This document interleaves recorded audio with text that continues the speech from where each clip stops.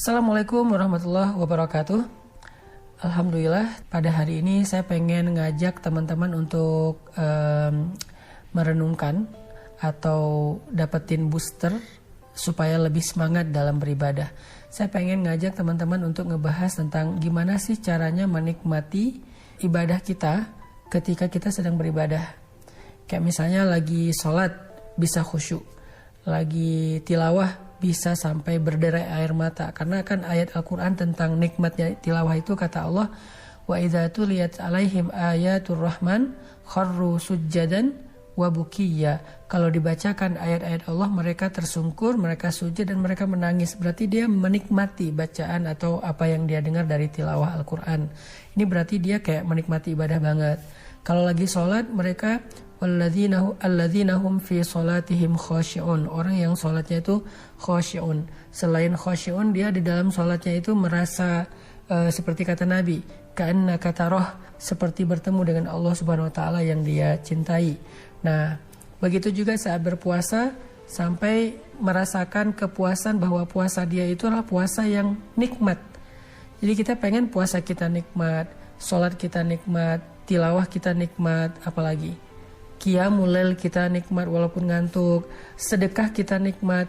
Gimana caranya biar semua ibadah yang kita lakuin itu terasa nikmat? Ada satu tips yang diajarkan Nabi SAW biar semua ibadah itu terasa nikmat. Kata Nabi, "Salasun man kunna fihi wajada halawatal iman." Ada 3 perkara yang kalau seseorang itu memilikinya, 3 hal, 3 item, kalau kita punya itu, maka kita akan merasakan halawatul iman. Halawah itu istilah orang Arab untuk sesuatu yang baik, untuk sesuatu yang nyaman, untuk sesuatu yang indah. Mereka bilang halawah. Artinya halawah itu keren ya kalau bahasa kita. Wah, asik ya kalau bahasa kita. Nyaman ya, enjoy ya kalau bahasa kita. Nah, sedangkan iman dalam konteks hadis ini artinya amal. Karena para ulama sering menerjemahkan kalimat iman itu sebagai amal solih. Misalnya ayat ya ayyuhalladzina amanu aminu. Wahai orang yang beriman, berimanlah kalian. Nah, ada 2 kalimat iman di sini di dalam ayat ini. Ya ayyuhalladzina amanu, wahai orang yang beriman, aminu, berimanlah. Nah, ini apa maksudnya? Kok orang beriman disuruh beriman? Kata ulama tafsir, iman yang pertama adalah iman di hati, yakin, as-thiqah billah. Sedangkan iman yang kedua itu maknanya iman dalam bentuk zahir, yaitu beramal solih. Sehingga terjemahan yang lebih tepatnya adalah, wahai orang yang beriman, beramallah kalian. Jadi nggak boleh iman cuma di hati, harus diwujudkan dalam bentuk perbuatan. Nah, sehingga ketika Nabi mengatakan wajada halawatul iman, siapa yang punya 3 hal ini akan merasakan amal soleh itu halawah, nyaman, asik, enjoy, happy, beramal soleh. Ada 3 hal yang harus kita miliki. Pertama, kata Nabi, ayyakunallahu wa rasuluhu ahabba ilaihi mimma siwahuma. Ketika Allah dan Rasul lebih dia cintai daripada apapun juga. Gimana ya caranya biar bisa menjadi orang yang mencintai Allah lebih daripada apapun juga, mencintai Rasul lebih daripada siapapun juga? Caranya gimana?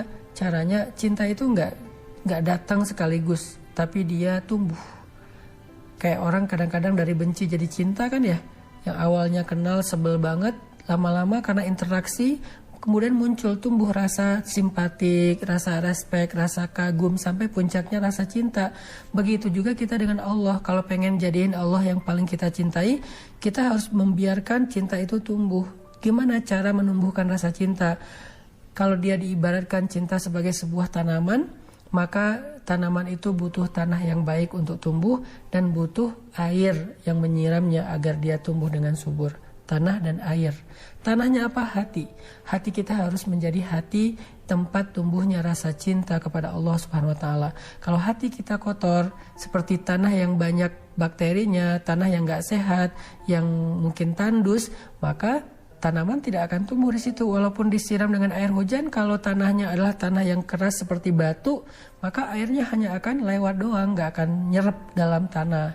Begitu juga hati. Kalau hati kita keras, hati kita itu bebal, dan hati kita itu kotor, maka cinta gak akan tumbuh. Bersihkan hati kita dengan istighfar.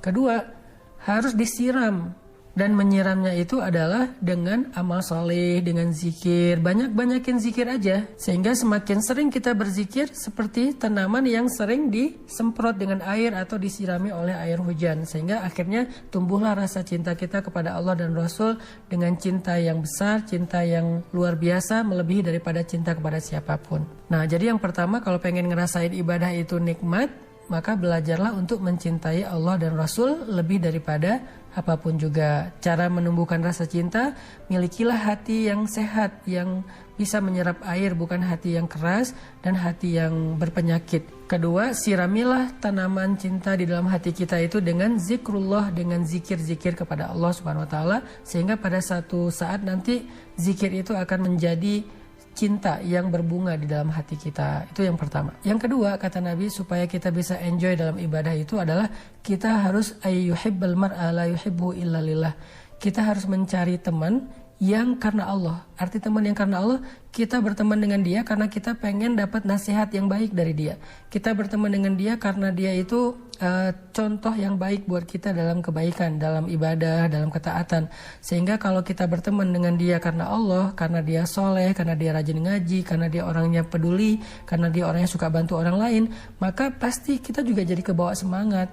Makanya carilah lingkungan. Lingkungan ini bukan hanya teman yang dalam keseharian kita ya, bukan hanya tetangga, tapi juga lingkungan sosial media kita. Sehingga kalau misalnya kita cari teman karena dia adalah contoh yang baik buat kita dalam beribadah, jadi menyemangati kita dalam ketaatan, maka kita akan merasa ibadah kita tuh lebih enjoy, soalnya banyak yang ngedukung. Teman ini bukan hanya teman tetangga kita, bukan hanya geng kita, tapi juga sosial media. Kita nge-following siapa, mutual friend kita siapa aja, itu sangat mempengaruhi semangat kita dalam beribadah.